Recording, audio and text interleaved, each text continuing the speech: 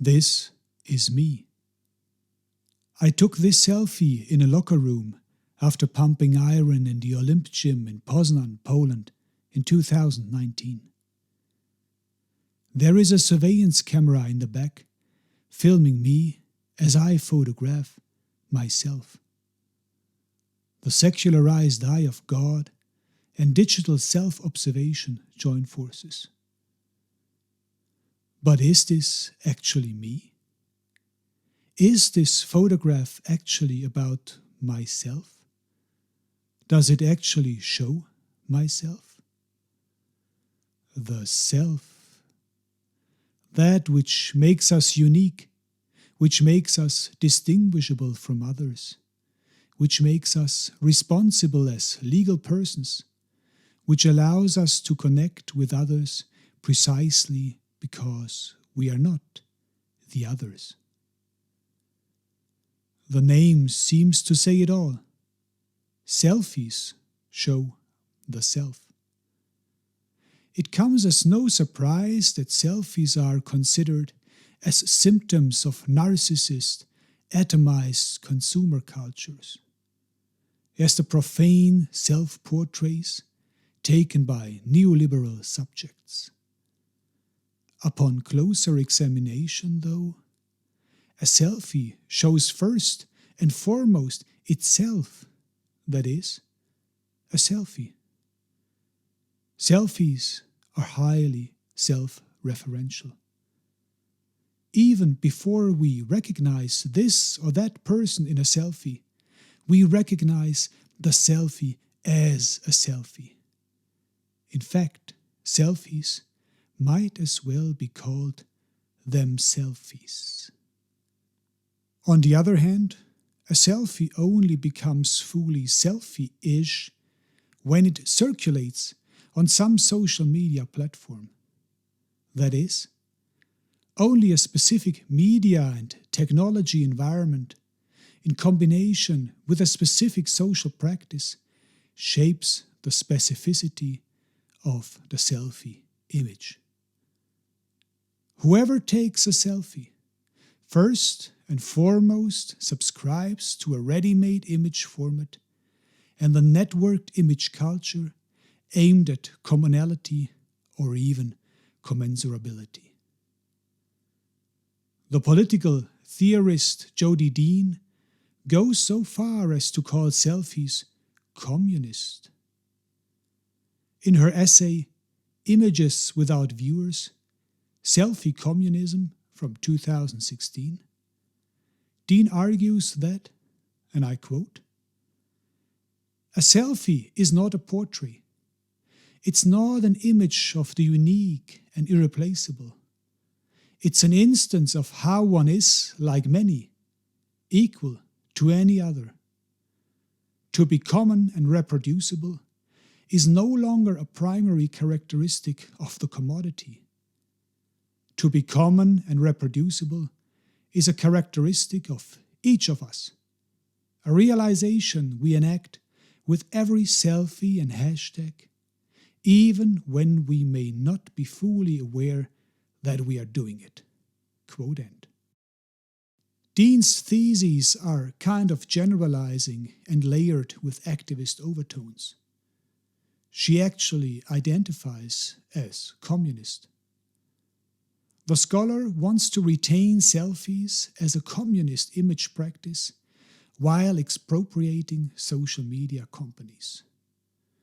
Notwithstanding these ideological underpinnings, her observations point in a plausible direction. In his book Selfies, The Return of Public Life from 2019, the art historian Wolfgang Ulrich, certainly not a communist, argues in the same vein when he describes selfies as, and I quote, "a new world language," quote end. A language that transcends and connects particular cultures. In connection with smartphones, the internet, and social media, selfies are used like words to give quick status updates, as Ulrich observes. Hence, selfies are located at the intersection of mimetic images and conventional text symbols, of representation and abstraction. In communication, they provide hybrid signs for hybrid times. However, if selfies are abstract to a large extent anyway, couldn't we push selfie abstraction a bit further? Do we actually need the mimesis of the self in selfies? Just think of the suprematist painter Kazimir Malevich, who created the famous Black Square in 1915. Devoid of any mimetic reference to the visual world, Malevich viewed the Black Square as a paradoxical, absurdist catalyst for social change, as a dark pool filled with pure potential for a new society. His less famous Red Square from the same year carries the subtitle "Painterly Realism of a Peasant Woman in 2 Dimensions," suggesting that the painting is actually an unlikely portrait. Malevich even painted a self-portrait in 1915, which consists only of geometrical forms. This self-portrait is not a portrait, is a portrait, Malevich seems to imply.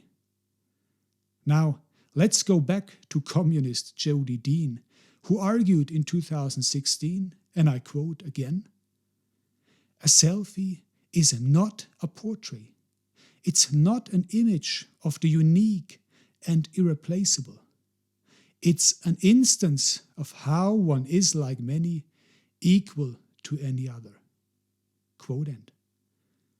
When portraying himself in 1915 as a constellation of geometrical forms, Malevich achieved a similar effect with different means.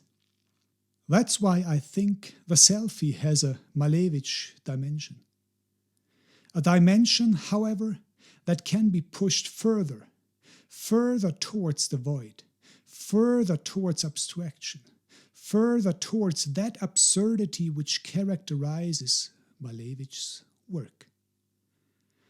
With a view to explicating and amplifying the latent selflessness of selfies, I have invented a new type of portrait, well, actually a no-trait, which I would like to proudly present in the following.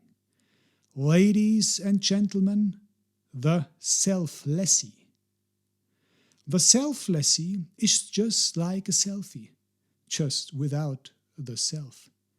It marks, I dare say, nothing short of the modernism of selfie culture, the le vide of social media, the Adornian branch of popular image practices, the negative aesthetics of communicative capitalism, the black square of circulation value.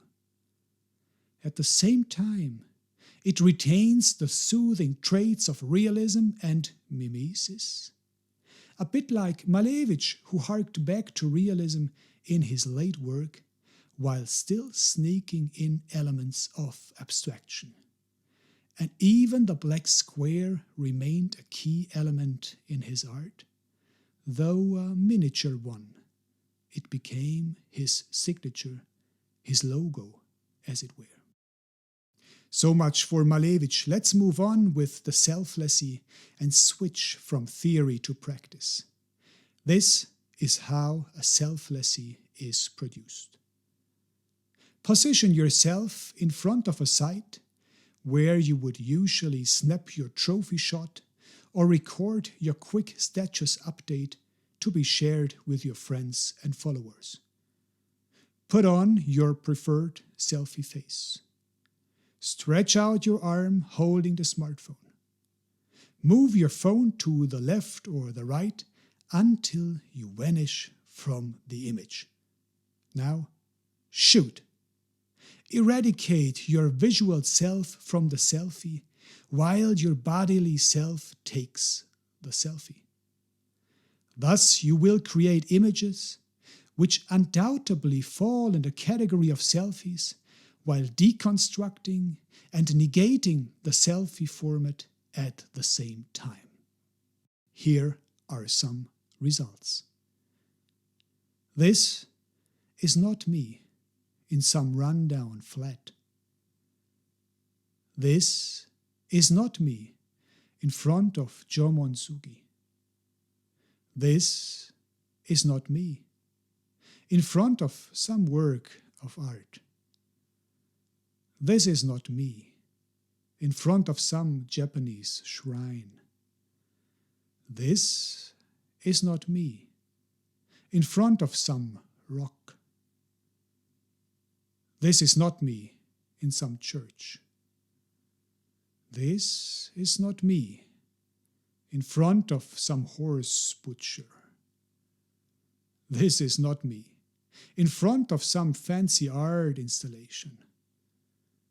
This is not me on some mountain.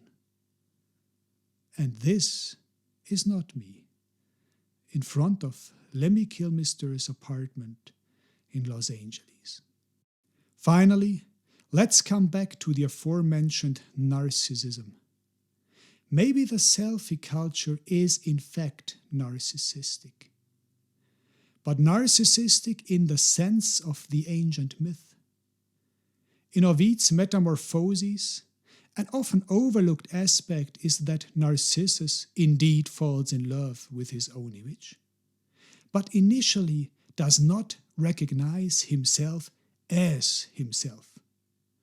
Only when his mirror image is distorted by falling tears, abstracted as it were, does he realize that he admires himself.